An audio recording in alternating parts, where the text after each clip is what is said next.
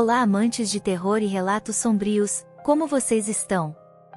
No vídeo de hoje eu separei 4 relatos reais de pessoas que receberam telefonemas dos mortos. Recomendo que vocês não assistam no escuro, mas antes de começar o vídeo, se possível, deixe o like e se inscreva no canal se ainda não for inscrito. Estamos bem perto da nossa meta de 1000 inscritos, ficarei muito grata, e agora vamos aos relatos de hoje. 1. A avó. Em 1969, um roqueiro de Nova Jersey conhecido como Carlo Fove recebeu um telefonema de sua avó. Nada estranho sobre isso, você pode até pensar, mas a avó de Carlo tinha morrido 2 dias antes. Carlo tinha 18 anos na época do telefonema sobrenatural. Sempre houve um vínculo especial entre ele e sua avó, que era surda. Ela costumava ligar para os amigos do neto e perguntar: "Carlo está aí?", mas como ela sabia que não seria capaz de ouvir a resposta, ela então dizia: "Diga a ele para voltar para casa logo". Os amigos de Carlo sempre se irritavam com as constantes ligações da velha surda, e costumavam dizer ao amigo que ele não deveria ter dado seus números de telefone à avó dele. Um dia, a avó de Carlo morreu e o adolescente estava naturalmente muito triste, mas ele não tinha inclinações para o espiritismo, e claramente nunca mais esperava ouvir sua avó novamente. Mas Carlo estava errado. Certa noite, em 1969, Carlo estava com seus amigos no porão de um apartamento em Montclair, Nova Jersey, quando a mãe de seu amigo desceu e disse que alguém estava ao telefone procurando por ele. Assim que Carlo subiu, ele atendeu a chamada e percebeu que estava falando com sua avó, que tinha morrido recentemente. Antes que ele pudesse perguntar como que ela conseguia falar com ele mesmo estando morta, a mulher desligou. Muitas outras chamadas aconteceram, mas todas as vezes que ele perguntava a ela como ela estava ligando do além-vida, ou como era o outro lado, a velha desligava. No final, as chamadas pararam, mas Carlo sentiu que sua avó ainda estava cuidando dele. 2. A prima. Um telefonema mais arrepiante do além-túmulo presumivelmente ocorreu em Wilmore, Cheshire em 1977, quando uma jovem conhecida como Mary Meredith recebeu uma ligação em sua casa de sua prima Shirley em Manchester. Mary estremeceu quando ouviu a voz de Shirley durante uma ligação que falhava bastante pois, minutos antes, Mary havia recebido um telefonema de sua tia contando a ela sobre a trágica morte de Shirley em um acidente de carro apenas 1 hora atrás. Novamente, antes que a remetente fantasma pudesse ser interrogada, ela desligou. 3. O avô. Em 1995, uma estação de rádio em Liverpool, Inglaterra, apresentava um médium chamado James Barney que vinha a um programa telefônico toda semana. Barney era um médium que dizia que podia transmitir mensagens do outro mundo, e era um convidado muito popular. Na verdade, ele era tão popular, que os telefones não paravam de tocar quando o quadro estava no ar. Uma mulher chamada Sra. Wilson de Ellesmere-Port ligou para a estação de rádio, desesperada para entrar em contato com James Barney porque seu avô tinha morrido há 1 ano e ela queria saber se ele tinha alguma mensagem para ela. Infelizmente, a Sra. Wilson não conseguiu chegar ao médium porque as linhas estavam congestionadas, e então ela apenas sentou-se e ficou ouvindo o Sr. Barney no programa de rádio. Por volta das 22 horas daquela noite, quando o programa de notícias News 10 estava começando, o telefone da Sra. Wilson tocou. A mulher atendeu ao chamado, e uma voz familiar, mais distante, disse: "Olha amor, estou bem. É ótimo aqui. Estou com sua avó e todas as outras pessoas legais que passaram por nossas vidas." A Sra. Wilson ficou naturalmente espantada, pois ela reconheceu que o interlocutor era seu falecido avô. "Vovô, é você?", ela murmurou. As pernas dela estavam fracas. "Sim, amor. Agora ouça, pare de viver no passado. Vá em frente. Ainda estou por aí olhando por você. Eu tenho que ir agora, amor. Dê meu amor às crianças. A voz do velho foi desaparecendo até que a senhora Wilson passou a ouvir apenas as interferências da linha telefônica. A senhora Wilson se perguntou se alguém estava fazendo uma piada doentia, então ela ligou para o telefone para pegar o número do interlocutor. Mas a voz automatizada na linha citou o próprio número da senhora Wilson. Em outras palavras, a chamada tinha se originado de seu próprio telefone. A senhora Wilson não tinha mais dúvidas, e estava convencida de que seu avô a tinha chamado do além-túmulo para avisá-la que ele estava bem. 4. A velha Enid. No final da década de 1980, uma mulher de Manchester, na Inglaterra, chamada Sadie, perdeu o marido em circunstâncias trágicas. Ele deixou uma quantia considerável de dinheiro em seu testamento, e Sadie e sua filha de 7 anos, Abigail, posteriormente se mudaram para uma graciosa casa de campo nos arredores de Sandasha. O proprietário pediu uma quantia modesta como depósito na casa de campo, e Sadie se perguntou por que o aluguel era tão baixo em uma residência rústica tão desejável. Ela e Abigail deram no lugar empoeirado uma boa limpeza de primavera, e mais tarde a decoraram a seus gostos. Sadie se apaixonou pelo tranquilo jardim no quintal, que tinha um salgueiro triste no meio de seu gramado negligenciado. 3 meses depois de se mudar para a casa de campo de Cheshire, Abigail disse animadamente à mãe em uma noite de dezembro que ela tinha acabado de ver uma velha gentil com um longo vestido preto em pé sobre o salgueiro, sorrindo para ela. Abigail disse que a mulher acenou para ela uma vez e desapareceu. Abigail era uma criança calma e honesta que não tinha o hábito de imaginar coisas e bordar histórias fantasiosas, então Sadie ficou um pouco nervosa com a história de sua filha sobre a mulher fantasmagórica. No entanto, não houve mais avistamentos do fantasma, embora muitas coisas estranhas passaram a acontecer na casa de campo pouco tempo depois. Uma noite, Abigail disse que se sentia tonta.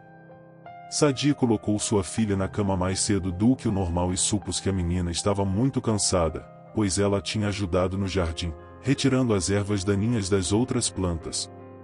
Sadie decidiu ela iria dormir mais cedo também, e se retirou para seu quarto com um livro. 1 hora se passou quando houve uma batida na porta da casa. Sadie ficou naturalmente alarmada e se perguntou quem poderia estar batendo na porta às 23 horas. Ela desceu para o corredor com seus chinelos e pijamas e, muito nervosa, perguntou quem estava lá. Um homem de voz grossa e calma respondeu que ele era um médico e que ele tinha sido chamado para examinar uma garota chamada Abigail. Sadie destrancou a porta e abriu-a. Um homem alto de cabelos grisalhos estava na porta carregando uma maleta. Ele olhou para um cartão na mão e disse: "Você é Sadie?", e aparentemente sabia o sobrenome de Sadie. Sadie explicou que não o tinha chamado, mas convidou o médico para dentro de casa de qualquer maneira. Ela o levou para o quarto da Abigail e o médico fez um exame rápido na criança. Ele apontou a erupção cutânea nos braços de Abigail e disse a Sadie que parecia que a menina tinha os sintomas de meningite. O médico levou a menina e sua mãe chocada para o hospital, onde Abigail foi diagnosticada positivamente como sofrendo da condição potencialmente fatal. Como a doença foi pega em seus estágios iniciais, os antibióticos e outros medicamentos felizmente a fizeram superar a condição de risco de vida. Mas quem tinha contatado o médico para que fosse examinar Abigail? Sadie estava muito confusa com esse mistério. Na época nem se atentou a procurar por respostas para isso, mas algo aconteceu tempos depois e lhe deu uma ideia de quem teria sido o ajudante misterioso. Em 1989, um belo homem de meia-idade ligou para a casa de Sadie. Ele disse que seu carro tinha ficado sem gasolina e ele perguntou à viúva se ela poderia emprestar-lhe algum dinheiro para que ele pudesse ir encher sua lata no posto de gasolina no final da estrada. O homem se ofereceu para deixar um relógio caro como garantia e prometeu que voltaria mais tarde para pagar Sadie. Ela gentilmente deu ao homem de aparência sincera uma nota de 5 libras e ele pareceu muito grato. O homem foi até o posto de gasolina com sua lata e encheu-a com gasolina, depois voltou para seu Ford Fiesta, que estava estacionado em uma rua perto da casa de Sadie. Quando o homem esvaziou a lata de gasolina no tanque de combustível do Fiesta, ele foi até a cabana para avisar a mulher que tudo dera certo. O homem disse que partiria imediatamente para pegar o dinheiro que devia a ela, e embora Sadie lhe dissesse que não seria necessário, o homem foi embora. Ele voltou cerca de 6 horas naquela mesma noite com um monte de cravos e o dinheiro que ele devia a Sadie. Quando ela aceitou as rosas, o homem beijou sua mão e depois se virou, pronto para ir embora. Sadie de repente disse-lhe: "Espere, mas você não está esquecendo o seu relógio de pulso?" O homem disse: "Oh, sim", e caminhou de volta pelo caminho até ela. Sadie disse ao homem: "Entre e tome uma xícara de chá comigo." Já fazia algum tempo desde que Sadie teve uma companhia masculina, e ela achou o homem atraente. Durante uma xícara de chá ele disse a ela que era de Midlevish e que seu nome era Tim. No decorrer da longa conversa que se estendeu até às 21 horas, Tim disse que a mulher com quem ele se firmou por 4 anos o havia deixado recentemente por outra pessoa, e que agora ele estava cauteloso em se envolver com o sexo oposto novamente. Sadie o aconselhou a não se tornar um recluso por causa de suas experiências com uma garota, e insinuou que ela ainda estava procurando por alguém também. Sadie tinha quase 40 anos, mas parecia cerca de 35. Tim disse ter 26 anos. Sadie pensou que a diferença de idade entre eles não era muito grande, e ela e Tim terminaram o bate-papo naquela noite trocando números de telefone. 2 dias depois, Sadie telefonou para Tim, mas a ligação não foi completada. Ela se perguntou se o jovem tinha lhe dado um número errado apenas para acalmá-la. Ela não sabia o que pensar, mas esperava ver ou ouvir o Tim de novo. Alguns dias depois, o telefone na casa da Sadie começou a tocar. Abigail pegou primeiro enquanto Sadie corria em direção a ela. A garota disse: "É para você, mãe." Sadie pegou o telefone e disse: "Olá." Não era o Tim. Era a voz de uma velha, e ela disse coisas horríveis sobre Tim de Midlevish. Ela disse que ele era um garotão e um trapaceiro que sabia sobre a grande quantidade de dinheiro que tinha sido deixado para Sadie por seu falecido marido. Sadie ficou chocada com as alegações e um pouco de coração partido. Ela pediu ao interlocutor para se identificar, e a velha disse a Sadie que logo ela saberia essa resposta pelo proprietário da casa. Tim fez outra visita a Sadie uma noite de domingo na semana seguinte. Desta vez ele trouxe mais flores e uma garrafa de vinho para a casa de campo. Sadie perguntou a Tim sobre o estranho telefonema que ela recebeu e o que a velha anônima tinha dito. Quando Tim soube das alegações do interlocutor sobre ele ser um bigamista e um vigarista, o jovem de repente se levantou, colocou seu casaco, e saiu da casa sem dizer uma palavra. Sadie nunca mais falou com o rapaz, e vários meses depois ela soube por um vizinho que Tim era um personagem bastante obscuro que tinha passado 6 meses na prisão por fraude. Também havia rumores de que ele tinha 2 esposas, um em Creve e outro em Chester. Ele também estava atualmente vivendo com uma amante em Midlevish. Quando o dono da cabana de Sadie a visitou um dia, ela contou a ele sobre a velha misteriosa que telefonou com suas estranhas denúncias. O proprietário pareceu muito nervoso de repente. Sadie disse a ele que a velha estranha da ligação tinha dito que o proprietário sabia sua identidade. No final, o proprietário disse que os ocupantes anteriores na casa de campo de Sandasha haviam relatado ter visto o fantasma de uma velha. Os antigos inquilinos também lhe contaram sobre ligações assustadoras de uma velha que lhes deu conselhos e avisos. O proprietário disse que inicialmente achava que as histórias eram apenas exageros e desculpas para saírem sem pagar o aluguel. Sadie prometeu ao proprietário que não se mudaria porque considerava o fantasma como útil e inofensivo. O proprietário então disse a Sadie que uma velha solitária chamada Enid tinha morrido na casa de campo 5 anos atrás.